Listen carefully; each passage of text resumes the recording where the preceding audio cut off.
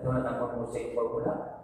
InsyaAllah walaupun bukan musim, alhamdulillah dengan izin Allah Taala kita dapat bertemu dan kita dapat menaikkan kewajiban kita terhadap Allah Subhanahu Wa Taala.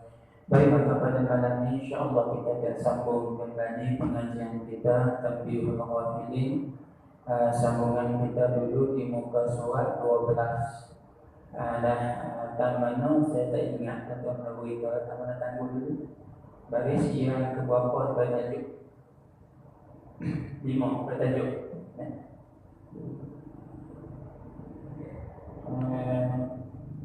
dan menjauhkan sedek. Pada Muslim rahimahullah ta'ala baik sambung muka surat 12 Tanbihul Ghafilin. Yang buka kita cerita jumpa. Nama kita Tanbihul Ghafilin, muka surat 12. Nah, baris yang kelima daripada Al-Babul Khamisu dulu. Baik, Al-Babul Anshiruh, bab yang ke-10 pada menyatakan hakul mar'ati 'ala zawjiha, hendak menerangkan berkenaan dengan tanggungjawab suami terhadap isteri.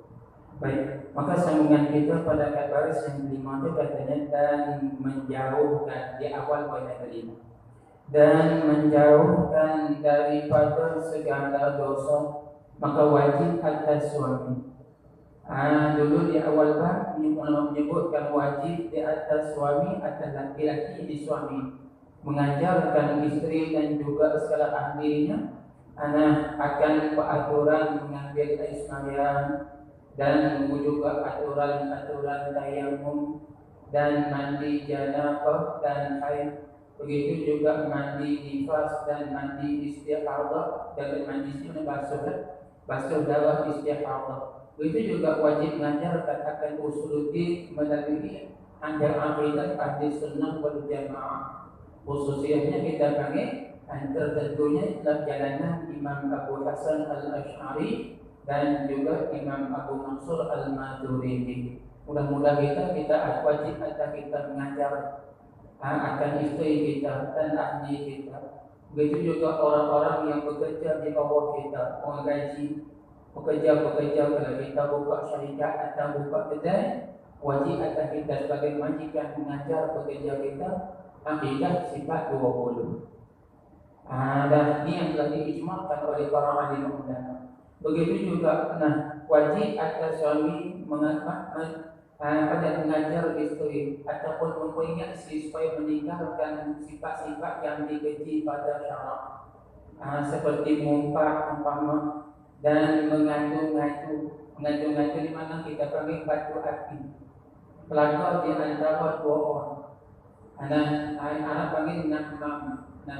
Seperti sebuah hadis yang disebut la yadkhulul jannata namam, tidak akan masuk ke dalam surga itu oleh orang yang batu api. Mana batu apinya pelakor. Jadi jumpa sini dia kata nanti jumpa dengan mak, dia kata mak nak tu dah bakal kata apa pun. Lagi dia jumpa bakal pula dia kata bakal nak tu dah mak kata apa pun. Ni maka orang ni dia panggil apa? Orang tu panggil menggunting dalam lipatan. Dan mana di batu api yang melanggar di antara dua orang supaya berkelahi, maka ini wajib atas kita kena jaga akan diri kita, dan wajib atas kita kena ingat tekankan ahli kita supaya jangan ada sifat lagi pula, dan juga bersifat dengan dusta tahan. Kena ajar anak isteri kita supaya jauhi sifat dusta, dan juga dan nak menjauhkan daripada segala dosa.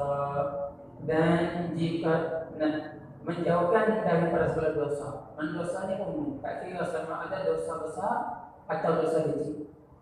Dan kena ajar isteri anak isteri kita dan ahli kita supaya jauhkan daripada melakukan pekerjaan dosa. Dosa kecil dan dosa besar elakkan. Dan ajar kepada mereka supaya banyak beristighfar kepada Allah Subhanahu Wa Taala, banyak minta ampun. Ini lebih-lebih hari kita berajar di bulan Rajab. Dan sebuah hadis yang disebut Rajab Syahrullah. Bulan Rajab ini merupakan bulan Allah Ta'ala. Maka apa hak kita sebagai hamba Allah Ta'ala bila bulan ini merupakan bulan Allah? Maka hak kita dengan Allah Ta'ala dan membanyakkan minta ampun kepada Allah. Sebab itu sebahagian ulama memperkenalkan bulan Rajab ini sebagai bulan istighfar. Bulan banyakkan minta ampun pada kita dengan Allah. Banyakkan minta ampun dengan Allah di bulan Rajab. Wa Sya'ban syahrin Nabi sebut. Dan bulan Sya'ban akan datang termasuk ini merupakan bulan yang Allah tentukan untuk Nabi kita sallallahu alaihi wasallam. Maka apa tanggungan tanggungjawab kita sebagai umat dan Nabi bila masuk bulan Sya'ban, kita membanyakkan selawat ke atas Nabi sallallahu alaihi wasallam. Wa Ramadan dan hubung bulan Ramadan pula kata Allah kata Nabi itu syahrul ummati, bulan untuk umatku, bulan keistimewaan umatku Nabi kata. Maka apa tanggungjawab kita di bulan Ramadan? Berpuasa. Maka di bulan Rajab, bulan Allah Ta'ala banyak istighfar. Ajar anak kita dengan anak kita, isteri kita sebanyak istighfar kepada Allah Ta'ala, banyak minta ampun kepada Allah Ta'ala. Ini kelebihan bulan Rajab. Baik. Maka sebagai tanggungjawab kita sebagai ketua keluarga, pemimpin di dalam rumah tangga. Baik lagi. Dan jika tiada suami yang mengetahui, asal kewajiban kita sebagai ketua keluarga, suami wajib akan kita mengajar. Tiba-tiba kita nak mengajar, kita sendiri pun tak tahu. Nak ajar ni, tahu hukum hakam agama ni berkenaan masalah begini, kita sendiri pun duk terawal. Kita sendiri pun kesamaran berkenaan dengan bab hukum. Kita sendiri pun tak mengetahui bab hukum-hukum ini. Lebih-lebih lagi berkenaan dengan masalah haid, berkenaan dengan masalah istihadah, berkenaan dengan masalah nifas dan juga darah-darah yang berkait dengan hukum hakam agama. Mana kata darah fasid, mana darah haid, mana darah nifas, mana darah istihadah. Kita ngaji di majlisnya. Darah A, darah B, darah E, O. Itu yang kita ngaji. Tambah A kurang semua. Berkenaan dengan bab hukum yang berkait dengan darah, maka hal ini kita tak ngaji secara bab agama. Kita pun tak kerti. Mari isteri tanya, mari darah apa ni anak. Mudah kita haid. 2, 3, 4, 5 hari jumpa pula dia kata mari pula darah haid itu. Selang 4, 5 hari darah haid. 20 hari dah berturut-turut darah haid. Lega bini tak kena mayat. Padahal satu bala bagi kita. Kita menghukum dengan silap. Esok pula kata mari darah haid, takkan dah besok kena dari pun darah haid juga. Ni semua haid kata semua.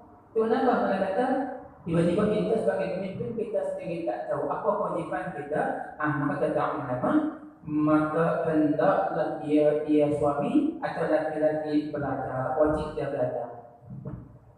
Dan nak baca isteri kita tak kerti, maka kita bimbing. Dan suruh isteri kita mengaji sekali.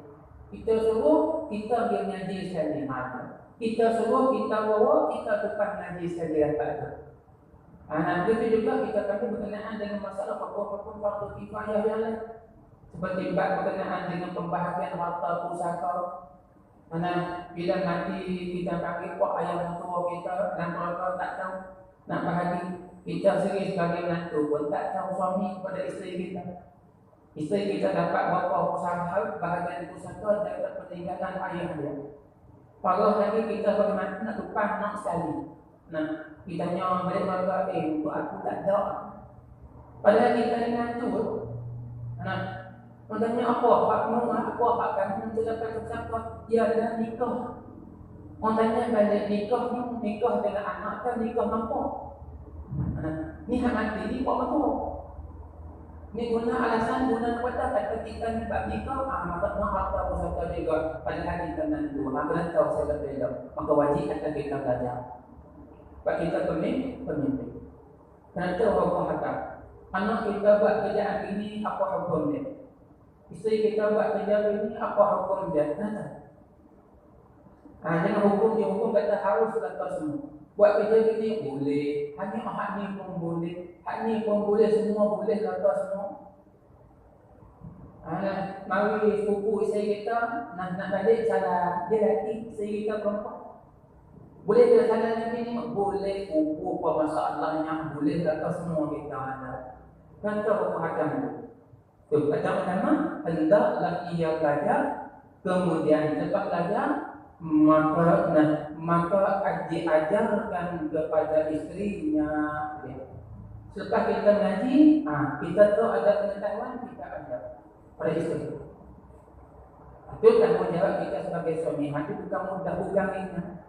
Dengan semata-mata kita kata aku terima nikahnya, seronok kita jadi ini dah. Tak lama seronok kita dapat anak ajaran surga, kita Allah mata-mata. Di sebalik nikmat ada tanggungjawab yang perlu kita buat. Pada kita mensyukuri nikmat. Isteri kita satu nikmat yang Allah beri kepada kita. Maka wajib atas kita mensyukurkan nikmat. Apa syukur nikmat isteri? Didik isteri kita seperti mana yang Allah perintah. Tu syukurkan nikmat. Dapat anak satu nikmat kurniaan Allah pada kita. Bagaimana syukur nikmat anak? Didik anak kita seperti mana yang Allah perintah kepada kita. Itu bahawa nama kita mensyukurkan nikmat. Kalau tidak, kita akan ditanya oleh Allah. Kullukum ra'in wa kullukum mas'ulun an ra'iyatihi. Setiap kamu itu merupakan pemimpin. Wa kullukum mas'ulun an ra'iyatihi, dan setiap kamu akan ditanya tentang rakyat di bawah kepimpinan. Anak ahli-ahli kita akan ditanya apa tanggungjawab kita, apa peranan kita. Itu sebahagian kita bertanggungjawab. Dan kita kira sungguh banyak tanggungjawab. Tanggungjawab kita sebagai suami. Tengoklah kita yang menjawab berkenaan dengan masalah tanggungjawab, peranan dan juga tanggungjawab. Kita banyak. Khususnya lagi bukanlah kita muhimmah. Dan menceritakan tentang tanggungjawab suami dan tanggungjawab isteri. Berarti semua tanggungjawab itu takut kita nak nikah. Tapi tak boleh pula berimbang di antara tarhib dan juga tarhib. Di sebuah tanggungjawab takut kita nak nikah. Tapi di sebalik nikah ada kelebihan yang besar. Berimbang. Kedengar dari segi menakuti kita, pasal takut nak nikah. Tapi tengok si kelebihan pula nikah pun banyak. Sebuah hadis Nabi sebutkan nikah hausun nanti. Memulai nikah itu Nabi kata itu merupakan jalanan bu. Sunnah pun Nabi sebut. Faman lam ya'mal bi sunnati falaysa minni. Maka siapa-siapa yang tak beramal faman lam ya'mal bi sunnah. Siapa-siapa yang tak beramal dengan sunnahku, maka dia bukan umatku, Nabi kata. Ada kemampuan boleh kita buat tanggungjawab, tunaikan kewajipan kita. Itu sebahagian daripadanya. Sebuah hadis yang Nabi sebut tanah selalu berkahwinlah kamu. Nabi kata nescaya kamu dapat anak cucu, berseronok dengan anak cucu. Bila berkahwin dapat anak, dapat cucu, ramai ahli keluarga kita. Maka nanti juga tumpah seronok. Kenapa? Fa'inni ubali bikumul umam yawmal qiyamah. Karena bahwasanya aku, Nabi kata, bila kamu anak cucu ramai, maka aku sendiri, kata Nabi, akan berdoa dengan kamu sebagai umatku, dengan umat-umat Nabi daripada hari akhirat. Pada hari akhirat esok ada pertandingan di antara Nabi-Nabi dan Rasul. Siapa umat paling ramai? Tiba-tiba dapat pertandingan tu, tengok-tengok umat Nabi kita paling ramai. Nabi kita nombor satu di sebuah umat. Kehebatan Nabi kita nombor satu, umat Nabi kita juga nombor satu. Maka hari Nabi menggalakkan kita supaya berkahwin. Dan Nabi sendiri seronok. Dan Islam kita membenarkan dengan mengikut lawan, mengikut nafsu saja. Ini keinginan nafsu yang Islam kita benarkan. Berkahwin, berpasangan.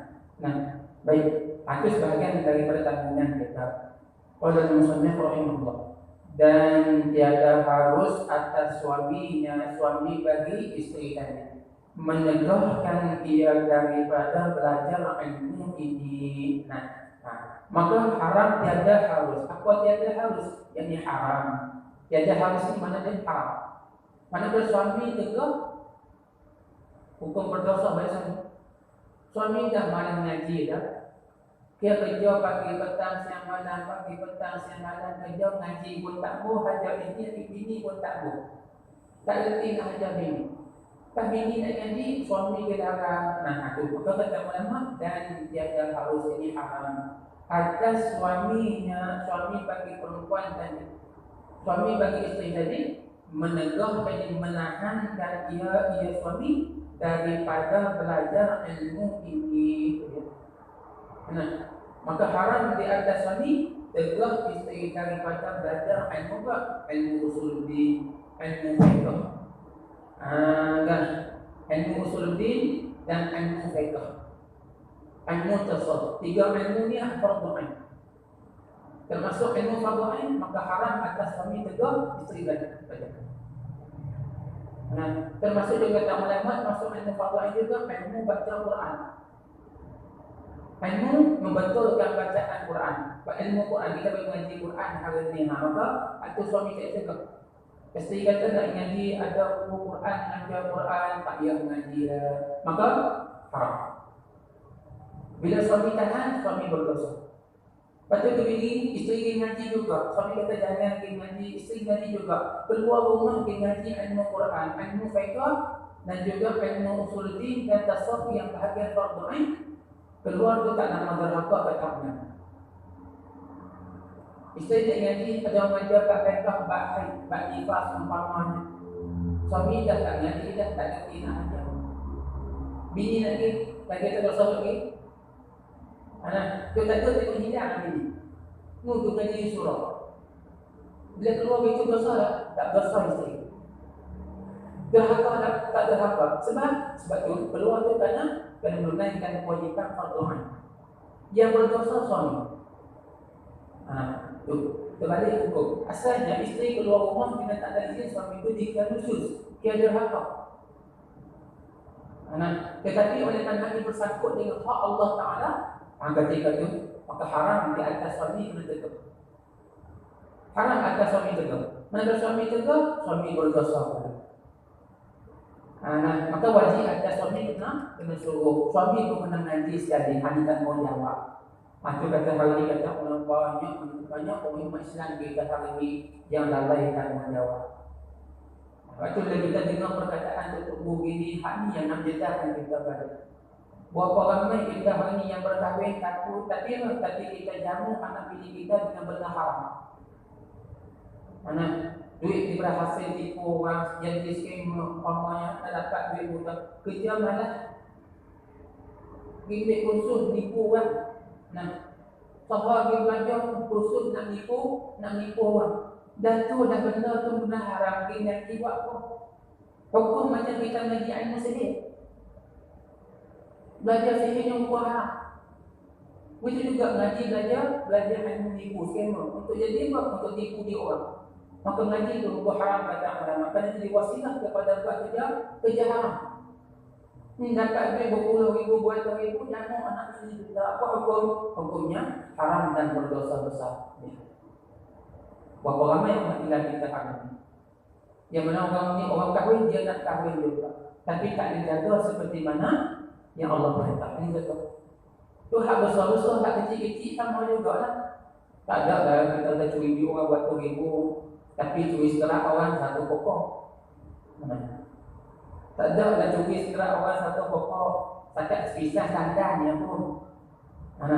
Tak kira walaupun satu biji sekalipun, ini akan dikira oleh Allah Ta'ala, akan dituntut oleh pemiliknya.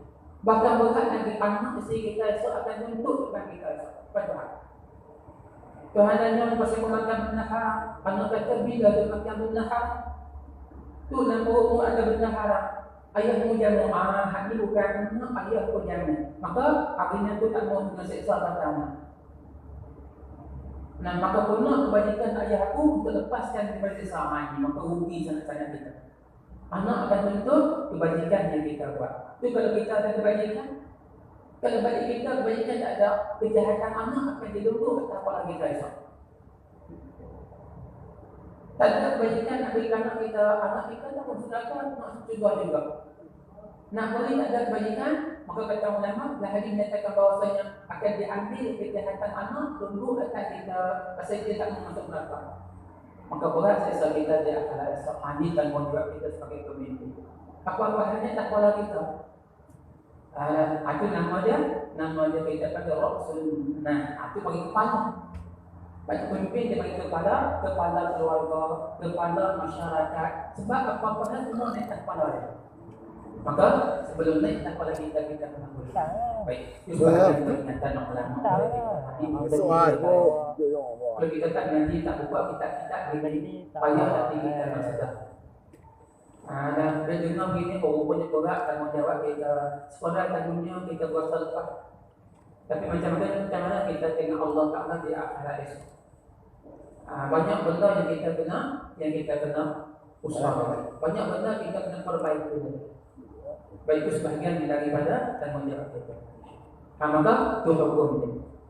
Apa maksudnya? Maksudnya ilmu usuluddin, ilmu tauhid, ilmu fiqh yang fardhu ain. Begitu juga ilmu tasawuf yang fardhu ain. Begitu juga baca Quran, ilmu baca Quran, membetulkan bacaan Quran, ini kesemuanya fardhu ain. Maka kata Allah, bila istri nak ngaji, haram kata suami tegak. Kalau suami tahan istri ngaji, suami berdosa. Allah yang kata ilmu fiqh yang fardhu kifayah, ngaji berkenaan dengan masalah bacaan, ngaji berkenaan masalah bab haji pusaka, bab kita bagi ilmu berkenaan dengan bab jual beli umpamanya, yang isteri tak terlibat dengan bab kita tersebut, dapat dijaga itu. Itu fardhu kifayah ngaji. Maka bila isteri nak ngaji, aku suami boleh tahan. Pasal itu bukan fardhu ain. Itu hukum fardhu kifayah. Patut maka kena tahu hukum. Bagi kita sebagai ketua keluarga kena tahu tiap gerak beri isteri kita tu kita nak tahu benda ni boleh tak boleh, yang ni boleh ke tak boleh, kita kena jaga. Itu tanggungjawab kita sebagai suami. Qala Nabi sallallahu alaihi wasallam, baik kenapa haram di atas suami tegah isteri kata ini dalil. Telah bersabda oleh Rasulullah sallallahu alaihi wasallam, Nabi sebut apa? Talabul ilmi fardhatun 'ala kulli muslimin wa muslimatin. Apa maksudnya? Telah sabda Nabi sallallahu alaihi wasallam. Apa Nabi sebut? Bermula menuntut ilmu. Apa menuntut ilmu? Belajar ilmu. Bukan talab. Ilmu ni bahasa betul kena belajar. Bukan bahasa baca sendiri. Baca sendiri nanti yang buat kita faham sendiri.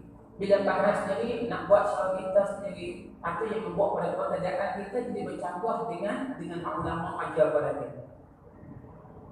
Itu macam ni kita baca, kita menghafal Quran, menghafal hadis-hadis umpamanya. Baca hadis ni, zahir hadis ni Nabi kita buat gini. Kita tengok orang tak buat, dalam hadis Nabi suruh buat. Maka tiba-tiba kita tak buat, maka orang tak turut Nabi. Bagi contoh kita kata begini. Hadis berkenaan dengan masalah setelah sembahyang. Nabi kata idza shalla ahadukum ila syai'in yasturu. Thumma jaa ahadukum yajta baina yadayhi. Falyadfa. Nabi sebut.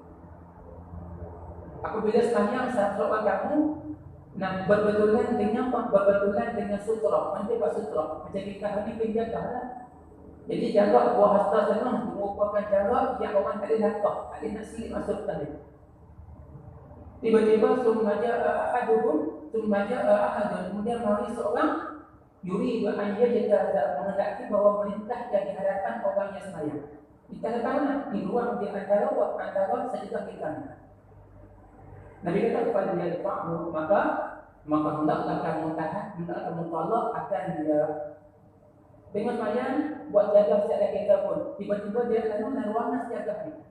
Maka Nabi sebut tolak. Fa'in apa kemudian dia kata kalau dia tak mau juga, gapah nak ada juga. Fal yaqtul, maka tak akan bunuhkan dia. Orang kita bunuh dia depan kita. Nah, berapa kita buat? Nabi kata fajr fa'u. Kita dah buat satu tiba-tiba dia ada maka hendak kamu tolak. Gangguan kita tolak pun nak masuk juga. Maka kita kata fa'in apa? Maka jika hendak mengapa tak tahan dengan buat penolakan kita. Gagah nak lalu juga. Nabi kata fajr fa'u maka hendaklah kamu bunuh akan dia. Fa'in nama huwa syaitan kerana kuasa dia itu syaitan. Orang kita bunuh tak ada pandang yang kita ada. Kemudian bayar tu sebanyak apa? Tak kira dengan fardu atau sunat. Bagi kita ini sunat. Ada banyak orang yang banyak. Nah, agak-agak orang kita hanya guna. Nah, tu ikut zahir hadis. Maka tu jangan baca sendiri. Tu kata ilmu dia kena belajar. Jangan baca sendiri. Tu hadis karut kita hari ini. Jadi contoh dengan ulama pasal baca sendiri. Kita faedah luah pun tak erti, bahapan ilmu-ilmu istilah luah pun tak mengaji. Nah, dengan nama nasarah, mantik, ma'ani, batin, khawafi, bayan, isti'arah. Nah, tasbih tak pernah mengaji. Tiba-tiba nak huraikan Quran. Nah, kalau kita di Quran jangan ikut zahir, jangan pandai-pandai duduk ubah makna Quran. Ni Tuhan kata ya Allah di fawqa aydihim, tangan Allah atas tangan mereka itu. Tangan sungguh ni tangan dengan mana kudrat, tapi mana kudrat waktu mereka tangan. Ya tu mana tangan bukan kudrat. Ini ubah makna Quran. Maka Allah kata mengubah, cuba baca satu ayat pula. Nah, Tuhan kata apa? Tuhan kata was'alil qaryata, tanya olehmu akan kampung. Agak-agak kita biasa tanya kampung lah. Berapa orang kita kampung kawan kita, tapi sampai kampung nak tanya sikit, rumah mak di mana? Pergi sampai kampung tu tanya, ni kampung nak tanya sikit rumah mak di mana? Orang yang kampung kan tanya orang. Tanya orang. Lepas tu kata tanya kampung. Allah tu gila. Tu kena ubah makna. Maksud kita tanya kampung, apa pula kita ubah. Hak ni tak boleh, hak ni kita boleh ubah. Sebab tu apa? Itu kata kita tak mengaji. Itu jangan pandai-pandai sendiri. Itu kata apa? Itu Nabi kata talabul ilmi. Belajar ilmu ini merupakan satu kewajipan. Hak wajibnya belajar, bukan baca sendiri lah. Belajar berarti satu hadis ataupun makna Quran, jangan pandai-pandai tafsir sendiri. Sebab itu kata ulama-ulama katakan haram di atas kita nak baca tafsir, haram di atas kita mengajar tafsir, kalau tak alim ilmu nahwu saraf dan ilmu alat yang 14. Tak alim ilmu alat 14, jangan duduk dengan mengajar tafsir dan juga hadis. Posak kita. Besok ngaji ilmu alat 14, bukan alat tukang merentong gaji juga. Mana ilmu alat ilmu yang membantu pada mudah nak memahami Quran dan hadis. Orang baca kita nampak perkataan ni masuk ini, perkataan masuk ini, faedah dia bergiam. Apa itu? Itu haram, haram dan orang mengajar letakkan alim. Tu, nak jaga sungguh takut kita tersilap. Sebab hadis Nabi sebut man qala alayya ma lam aqul falyatabawwa maq'adahu minan nar. Nabi sebut siapa-siapa yang berkata di atas aku benda yang aku tak kata. Mana perkataan kita dengan benda Nabi tak kata, tiba-tiba kita kata tu jadi mudarat perkataan ini. Orang faham makna dia. Maka Nabi kata falyatabawwa maq'adahu minan nar, maka hendaklah bersedia dia akan tempat duduk daripada neraka. Ada siapa sedia untuk masuk saya. Betul? Ulama jaga kita. Sebab itulah nak baca boleh, tapi dia rujuk kepada uraian ulama dulu. Yang pandai uraian sendiri. Ada uraian sendiri dikacau kita. Mazhab kita Syafi'i, mudah kita kata begini, kita ambil mazhab Syafi'i kita. Kalau kita sebagai suami, lelaki duduk, tiba-tiba sebelum kita sembahyang, kita bersentuh kulit dengan isteri kita. Apa hukum untuk kita? Apa hukum untuk kita? Batal. Itu mazhab kita Syafi'i. Tapi dalam hadis riwayat Siti Aisyah, riwayat Sayyidatuna Aisyah, kata Aisyah apa? Karena Rasulullah sallallahu alaihi wasallam yuqabbilu ba'da nisa'ihi thumma kharaja ila shalah wa lam yatawadda. Nabi sallallahu alaihi wasallam berwudu, lepas berwudu di rumah, kemudian Nabi kita cium sebahagian isteri. Lepas berwudu, Nabi cium sebahagian isteri. Mana ikut kita kan? Kalau kita bantu Ummu Aisyah, Nabi cium Sayyidatina Aisyah, thumma kharaja ila shalah. Kemudian Nabi pergi sembahyang, walam yatawadda, Nabi tak berwudu semula. Itu faham tak? Tak baca wudu. Faham tak baca wudu? Padahal kita mengaji mereka kita. Ambil wudu, sentuh mesti macam betul lah. Batal. Orang baca cium, pas cium tak sentuh. Kok nanti buat kali kiss kok. Orang kita pandai-pandai. Buat ciuman terlepas tu, kita pandai tak? Bukan cium betul, buat syarat tu. Tak cium dulu. Mana ada isyarat-isyarat tak? Kemudian Nabi tunggu kisahnya dengan Nabi wudu sulam. Ni isyarat kata tak baca wudu. Imam Syafi'i kata sentuh isteri baca wudu. Nabi sentuh isteri tak baca wudu. Nak pakai hak mana? Sebab tu jangan terpandai mulai hadis yang ikut pemahaman kita sendiri. Puasa. Padahal tak ada contoh pun apa kata Imam Syafi'i dengan hadis tu. Tak contoh. Cuma kita nak mengaji, kok mana untuk uhurai, kok mana jangan tak contoh dia. Maka kalau kita nanti untuk kata Imam Syafi'i kita berdalil dengan Sahih Quran. Baca hadis ini mesti salah. Tak diminta cerita salah. Imam Syafi'i guna juga hadis ini, tapi kita jadi takwil. Pakai Sahih Quran, takwil di hadis. Itu jangan. Hadis betul maka wajib akan kita Nabi suruh belajar.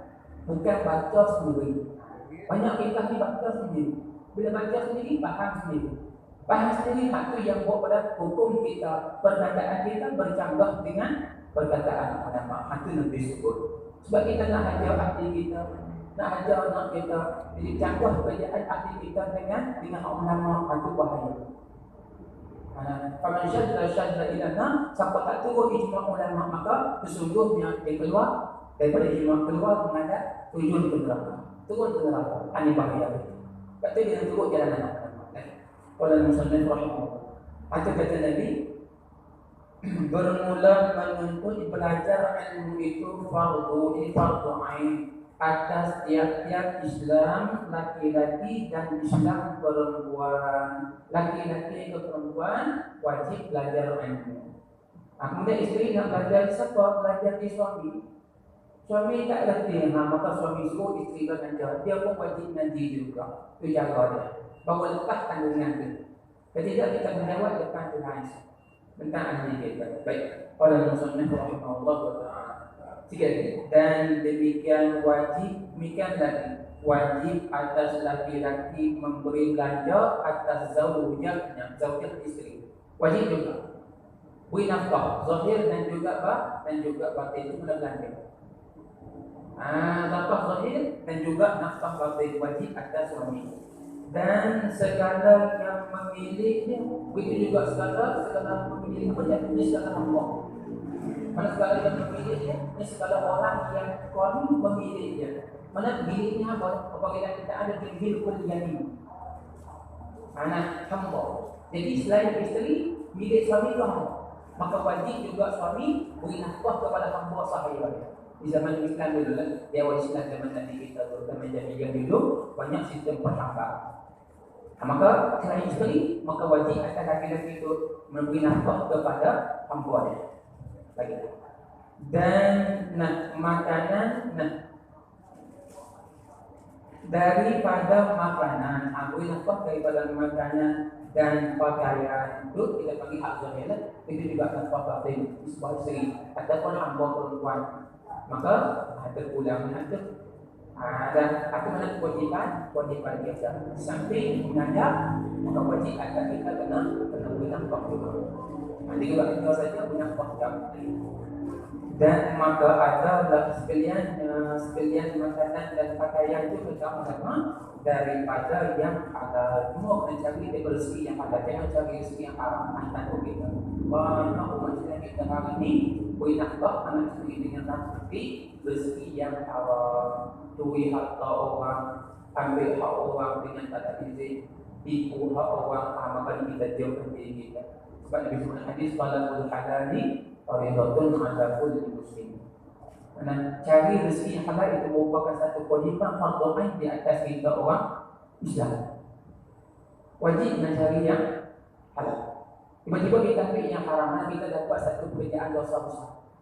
Lebih lagi jamu anak isteri kita mani, lagi banyak lagi bersatu kita di akhirat esok. Takut kita. Tak lepas di akhirat siapa nak tolong kita. Atas dunia ni tak lepas boleh kita tolong kau ni, minta tolong kau ni. Tak ada yang tak lepas dengan manusia, minta tolong dengan Allah. Ni tak lepas dengan Allah, minta tolong siapa? Tak lepas manusia, Allah boleh tolong. Ni kita di akhirat tak lepas manusia dengan Allah Ta'ala. Siapa nak tolong kita? Tak ada seorang boleh tolong kita. Maka ni rugi yang tak ada kesudahan, menyesal yang tak ada makna. Sebab itulah maka kita tidak ingat atas dunia. Dunia ni tempat ingat. Maka turun ayat wadakir fa inna dzikra tanfa'ul mu'minin. Ingatan. Ingat Allah kata. Kerana kuasa ingat itu merupakan perkara yang guna bagi orang yang beriman. Kata kita kena ingat sentiasa. Itu pun anda kata kita ni orang hamba yang takut kepada Allah. Maka orang yang takut dan orang yang sentiasa beringat. Dia tak mudah-mudah yang hidup.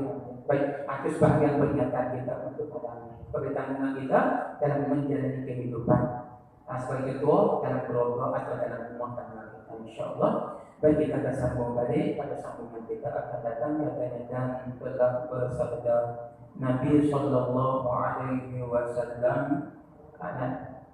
tiada mengenai laki-laki oleh Tuhannya akan dosa besar. InsyaAllah kita akan sambung balik pertemuan kita akan datang. Wallahu subhanahu wa ta'ala a'lam. InsyaAllah kita akan jumpa kembali dengan izin Allah Ta'ala awal bulan 3. Kita akan pertemuan kita insyaAllah. Kemudian tuan-tuan dan puan-puan sekalian, sekiranya berkenaan dengan program tilawatul Quran yang kita umumkan pada 2 minggu sudah. Jadi perjanjian kita untuk pada hujung bulan ni kita tak tahu perubahan macam mana. Tapi oleh kerana Menteri Keselamatan mengisytiharkan bahawasanya dibukakan musim PKP kepada PKP di pengajian kita berjalan macam biasa. Kemarin ini saya mengisytiharkan juga jadi program ataupun kita bagi pungutan tilawatul Quran kita ni dilanjutkan sikit. Kemungkinan sahabat-sahabat kita yang tak sempat dapat makluman atau untuk malam ini mungkin nak buat, maka masa insyaAllah kita lanjutkan sampai bulan 3 insyaAllah, sampai hujung bulan 3 yang berminat untuk dia tadi insyaAllah boleh ikut tarikh untuk kita malam ni. Tapi oleh kerana PKP dimasukkan maka kita lanjutkan insyaAllah masa untuk kita buat penyerahan program tilawatul Quran insyaAllah. Jadi saya lanjutkan masa sampai hujung bulan 3 sebelum Ramadan insyaAllah. Bulan 3 sebelum bulan 4 kita duduk insyaAllah. Oleh kerana bulan 4 awal bulan 4 kita akan sambut Ramadan insyaAllah. Mudah-mudahan kita dipanjangkan umur untuk bertemu dengan bulan Ramadan dan insyaAllah. Baik, Allah Subhanahu wa ta'ala. Kemudian orang yang mana tak ada orang yang berminat pun ambil, orang ada sikit lagi dengan saya ataupun dengan Ustaz yang lagi insyaAllah. Baik. Wallahu a'lam. Bismillahirrahmanirrahim. Alhamdulillahi rabbil alamin. Wassalatu wassalamu ala asyrafil mursalin wa ala alihi wa washabihi ajma'in. Allahumma iftah lana futuhal arifin wa wasi' arzaqana wa nabiyyana wa ja'alna amalana khalisan li wajhika al-karim ya rabbal alamin. Allahumma ja'alna ma'ana hadha jama'an marhaban wa taqabbal min ta'atika ya rabbal alamin. Allahumma zidna wa la tanqusna wa a'tina wa la tahrimna وأقمنا ولا تهنا. اللهم بارك لنا في رجب وشعبان ورمضان ورمضان. ربنا آتنا في الدنيا حسنة وفي الآخرة حسنة وقنا عذاب النار. وصلى الله على سيدنا محمد وعلى آله وصحبه وسلم.